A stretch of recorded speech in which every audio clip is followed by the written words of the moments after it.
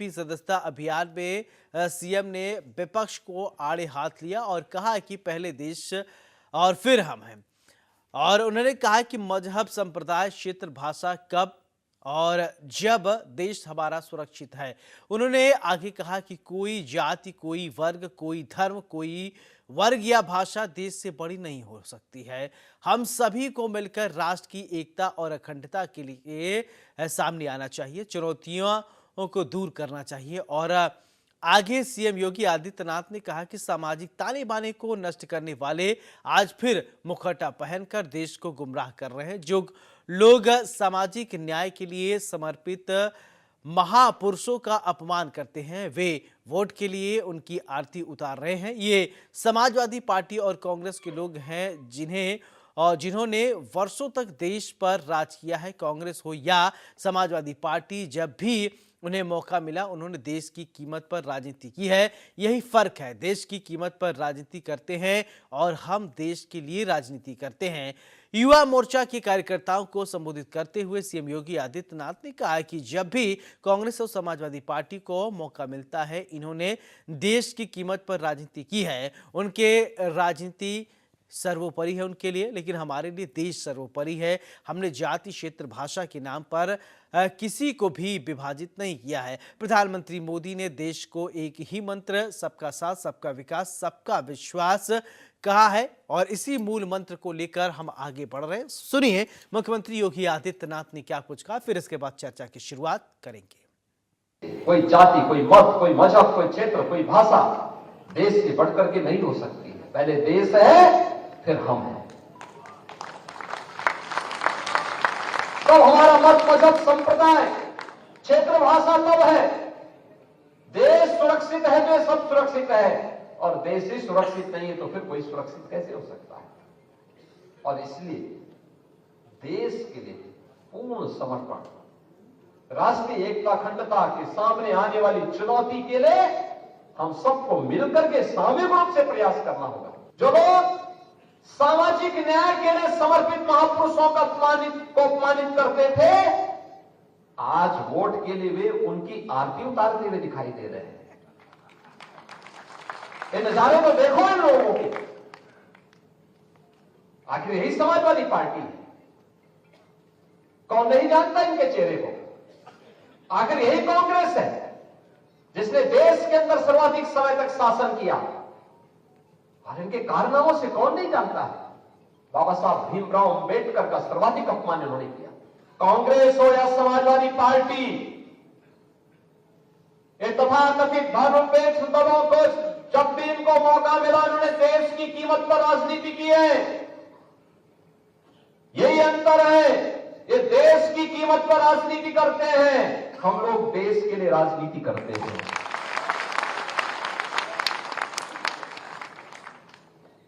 उनके लिए अपनी राजनीति सर्वोपरि है, हमारे लिए देश सर्वोपरि है।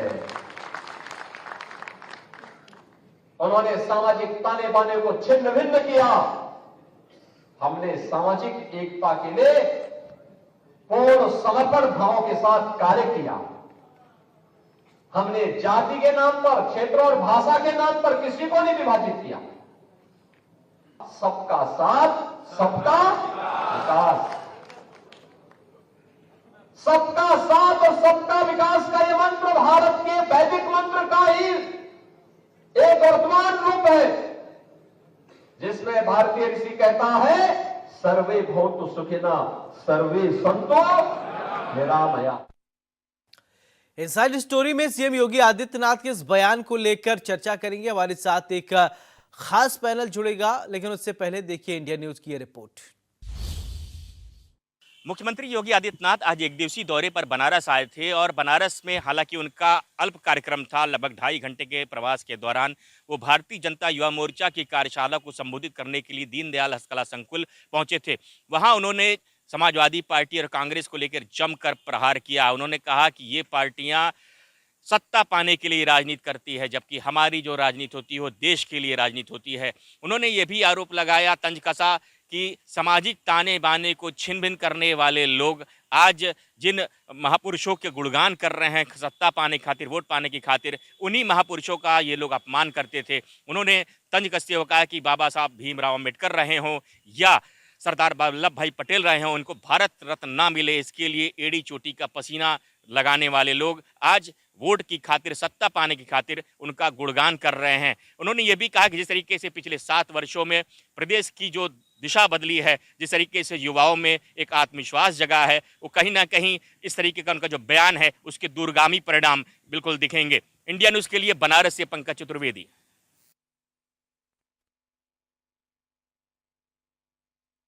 इस साथ एक खास पैनल जुड़ेगा और चर्चा करेंगे कि जो मुख्यमंत्री योगी आदित्यनाथ ने बयान दिया है उस बयान के क्या सियासी मायने। हमारे साथ रत्नेश मिश्रा बीजेपी नेता हैं, बहुत बहुत स्वागत है। हमारे साथ चंचल कुमार यादव समाजवादी पार्टी से प्रवक्ता है। चंचल जी बहुत बहुत स्वागत है। चर्चा की शुरुआत मैं आपसे ही करना चाहूँगा। चंचल जी, आपने मुख्यमंत्री योगी आदित्यनाथ का बयान सुना होगा और पिछले कई दिन से वो बयान अलग अलग दे रहे हैं और अभी आप वाराणसी में सुने उन्होंने जो कहा, विपक्ष पर भी निशाना साधा। इस बयान को कैसे आप देखते हैं? अगर अब मुख्यमंत्री योगी आदित्यनाथ को आपने सुना तो वो उस बयान को आप कोट कीजिए, कैसे देखते हैं? देखिए, इससे पहले तो मैं मुख्यमंत्री की बातों को सुन रहा था, कई शब्दों का प्रयोग किया, सामाजिक न्याय की बात करी। मुख्यमंत्री जी के मुंह से, आदरणीय योगी जी के मुंह से सामाजिक न्याय शब्द तो अच्छा लगता ही नहीं है। आपने देखा होगा, अगर सामाजिक न्याय की बात करते तो जातिगत जनगणना क्यों नहीं कराना चाहते, सबको न्याय क्यों नहीं देना चाहते? दूसरा सवाल है कि अगर आप ये चाहते हो तो 69,000 शिक्षकों की भर्ती घोटाले में क्या आपका हाथ नहीं है? क्या हाथ नौजवान ऊपर लाठियां नहीं आपने बरसाई, बट बुट बेल्ट के आपने रौदने का काम नहीं किया? वो नौजवान आज भी अनवरत धरने पे बैठे हुए हैं, लेकिन बाबा के कान पर जूं तक नहीं रेंग रही है। तीसरी बात, महापुरुषों के अपमान की बात करी इन्होंने।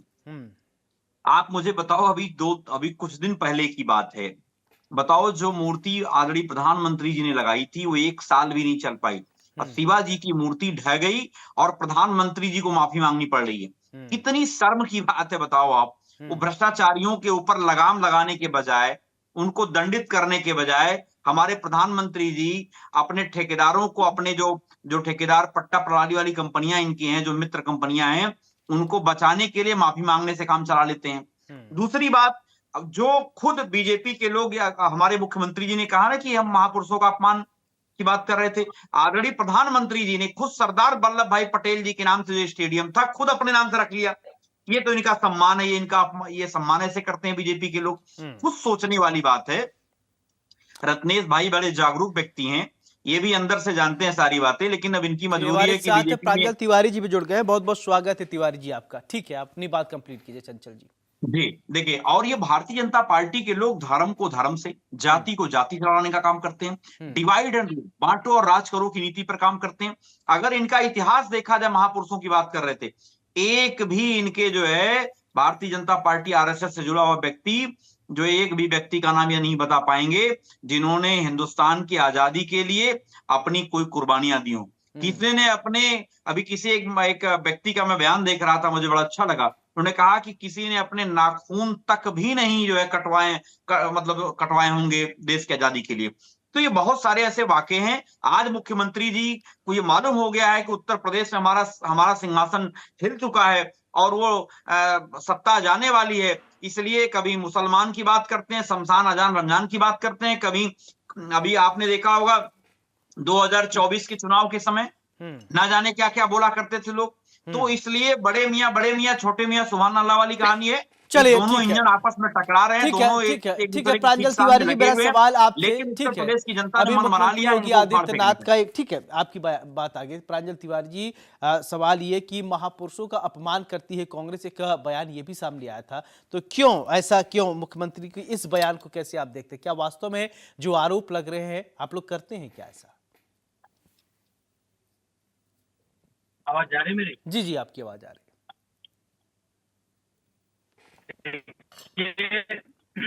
इसका बहुत ज्यादा हम लंबा भाषण न देके या लंबा बहुत ज्यादा अपने आप को ना इसको बता के सीधा सीधा जवाब है। जिस तरीके से अभी छत्रपति शिवाजी की मूर्ति टूटी। हम्म अब ये यही इनको बता देता है कि कितना महापुरुषों का सम्मान और अपमान। तो इस पे बहुत ज्यादा।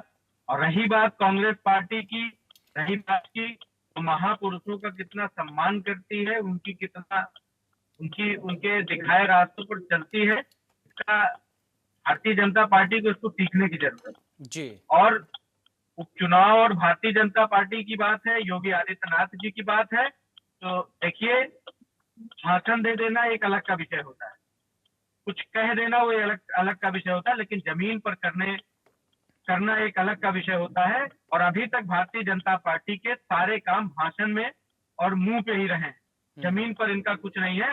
जो जमीन पे रहे हैं वो वैसे ही रहे जैसे छत्रपति शिवाजी की मूर्ति टूटी हुई है। इन्होंने अगर कुछ कहा है तो उसका इम्प्लीमेंट नहीं कर पाया, और अगर किसी कारणवश कैसे भी करके इन्होंने किया है, वही हाल है जो थोड़े दिन पहले मूर्ति का है। इनके सारे वादे खोखले हैं, और जी। जो हैं भी ठीक वो वही है। वाले हैं। चलिए और रत्नेश जी, इसका ठीक है सर, निश्चित आपकी बात हुई। जिस तरीके से रत्नेश आने जी, वाले समय मेरा ठीक है, अभी आपने कांग्रेस और समाजवादी पार्टी दोनों प्रवक्ताओं का आपने सुन लिया। अब जवाब दीजिए, आपके वादे दावे जो है ये कह रहे खोखले हैं, धरातल पर कुछ उतरते नहीं, कि सिर्फ हवाई बातें होती हैं। सौरभ जी, आपको और साथ ही दोनों पैनलिस्ट को और देश की जनता को मेरी तरफ से जय श्री राम। देखिए सौरभ जी, विपक्ष का काम होता है सरकार की आलोचना करना, दोनों प्रवक्ता बड़ी ईमानदारी से कर रहे हैं, मुझे बिल्कुल भी दुख नहीं, ये अपने कार्य का निर्वहन कर रहा है। लेकिन माननीय यशस्वी मुख्यमंत्री योगी आदित्यनाथ जी के नेतृत्व में उत्तर प्रदेश उत्तम प्रदेश बनने की तरफ लगातार अग्रसर है। उत्तर प्रदेश में आर्थिक निवेश बढ़ा है तथा रोजगार के तमाम अवसर उपलब्ध कराए गए। अभी देखा होगा, रोजगार मेले आयोजित किए गए, युवाओं को रोजगार दिया गया। कुछ लोग बेरोजगारी की बात करेंगे तो जो राजनीतिक पार्टियों के कार्यकर्ता हैं, जो राजनीतिक दलों के कार्यकर्ता हैं, वो बेरोजगार हैं क्योंकि उनकी सरकार नहीं है, तो वो बेचारे कुछ कमा नहीं पा रहे हैं, तो उनका दर्द मैं समझ सकता हूँ। उत्तर प्रदेश की सरकार का जो लक्ष्य है वो गरीब, किसान, युवा और महिला वर्गों के लिए काम करना, और उस पर हम लगातार काम कर रहे हैं। तमाम सारी कल्याणकारी योजनाएं जो है उत्तर प्रदेश सरकार के द्वारा चलाई जा रही है, चाहे वो गरीब कन्या विवाह अनुदान योजना हो, चाहे वो मुख्यमंत्री सामूहिक विवाह योजना हो, चाहे वो वृद्धाश्रमों का संचालन हो, चाहे वो वृद्धा पेंशन योजना हो, चाहे वो किसान सम्मान निधि योजना हो। तो ये तो हमारी प्रदेश की सरकार, जो क्योंकि हमारी पार्टी का ही लक्ष्य है, जनता सर्वोपरि है, देश सर्वोपरि है, हम जनता के द्वारा चुनकर आए हैं, हमारी जवाबदेही जनता के प्रति। अब मैं प्रवक्ताओं के प्रश्नों का जवाब दे देता हूँ। हमारे कांग्रेस के प्रवक्ता ने कहा कि अपमान किया जाता है भाजपा के द्वारा। देखिए, अभी एक राहुल गांधी जी इनकी पार्टी के नेता हैं, और उन्होंने एक संविधान सम्मान समारोह किया प्रयागराज में, और वहां से अंबेडकर जी की क्या कहते हैं फोटो ही गायब थी। तो बिना अंबेडकर के शायद कॉन्स्टिट्यूशन की परिकल्पना नहीं की जा सकती। हो सकता है इंदिरा और राजीव और नेहरू को वो संविधान निर्माताओं के रूप में राहुल जी देखते हो, अंबेडकर जी का उनके लिए कोई योगदान ना रहा हो। दूसरी बात जो अभी कांग्रेस के साथी ने कही, काशीराम जी उत्तर प्रदेश और उत्तरी भारत में दलितों के अंबेडकर जी के बाद सबसे बड़े हितैषी, उनका देहावसान हुआ और कांग्रेस पार्टी और सपा वाले उनके अंतिम संस्कार तक नहीं दिए। किस मुंह से बात करते हैं? ये आज माननीय मुख्यमंत्री जी ने जो कहा है वो बिल्कुल सही कहा है कि इनकी धारणा नहीं है, इनकी रीति रही है महापुरुषों का अपमान करना, और आज इन्होंने वो करके दिखाया। मैं इसका एक उदाहरण देता हूँ। पीवी नरसिम्हा राव जी, जो प्राइवेटाइजेशन और लिबरलाइजेशन, ग्लोबलाइजेशन की पॉलिसी, न्यू इकोनॉमिक पॉलिसी लाने वाले प्रधानमंत्री को इन्होंने अपने शासनकाल में भारत रत्न तक नहीं दिया। चौधरी चरण सिंह, किसानों के सबसे बड़े हितैषी, उनको भारत रत्न तक नहीं दिया।